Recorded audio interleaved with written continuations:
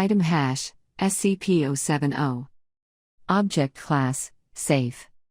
Special Containment Procedures. SCP-070 is to be kept within a 10 meter by 10 meter reinforced concrete room that is to be guarded and remotely monitored at all times.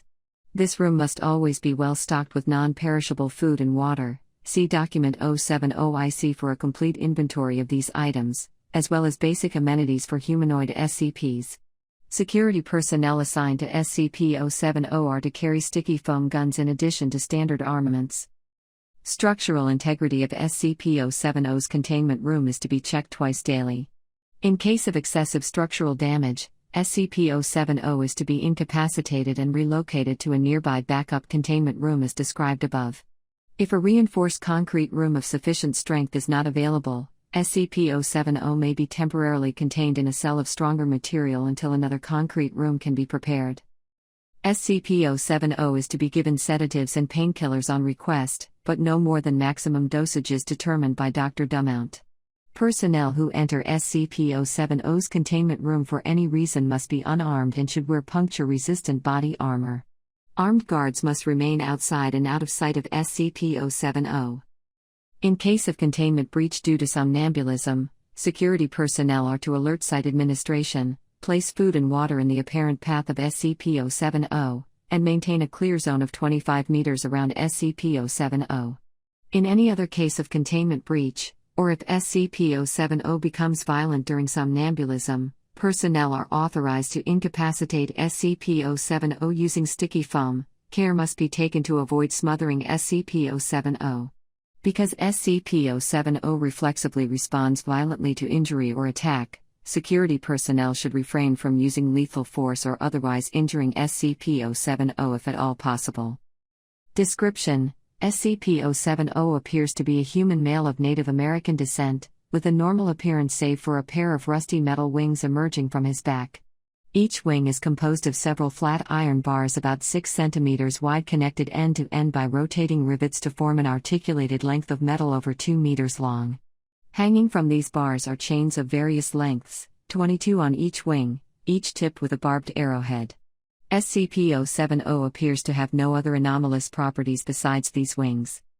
The wings of SCP-070 appear to act independently of the person they are attached to, and SCP-070 has stated repeatedly that it has no control over them.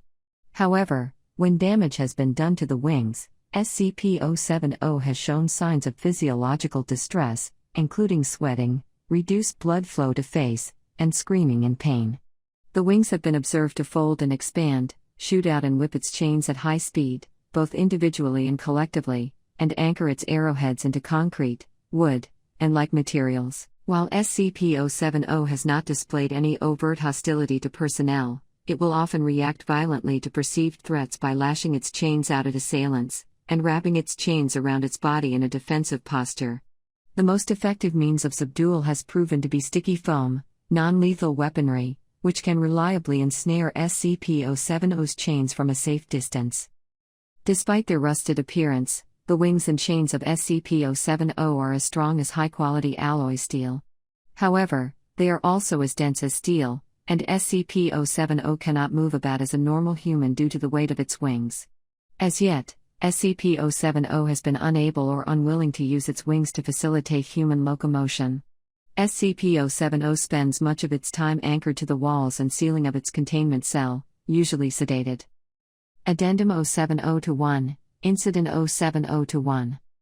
On / at 3:36, SCP-070 breached containment. Security personnel were advised that SCP-070 appeared to be asleep, and were ordered to not engage SCP-070 and to keep others away. By lashing and anchoring chains into the walls and ceiling in front of it, SCP-070 was able to carry itself, still apparently asleep, through sight.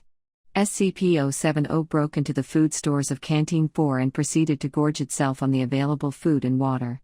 Almost 19 minutes later, apparently sated, SCP-070 returned to its containment room.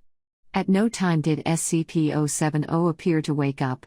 SCP-070 claimed no knowledge of the event afterward.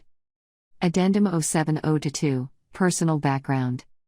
Interviews have revealed that SCP-070 is named and is capable of reciting the correct social security number for a U.S. citizen of the same name and age. SCP-070 claims to be a member of the Kiowa tribe and, data expunged.